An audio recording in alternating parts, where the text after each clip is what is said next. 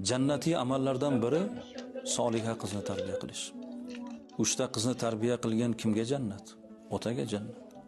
Qarang, qiz qanchalar ne'mat. Qizni mehnati onaga, mukofoti otaga. Shuning uchun ulug'lar aytadiki, eng ko'p mehrni qiz otadan ko'rsin. Dunyoda nima yaxshi so'z bo'lsa, azizlar, qizingizni sha'niga gapiring. Meni qizim dunyoda eng chiroyli qiz deng. Meni qizim dunyoda eng aqlli qiz deng. Dunyoda eng dono qiz meni qizim deng. Oy qizim, gul qizim deb qizlarimizga yuksak mehr taftini beradigan ota bo'lish kerak.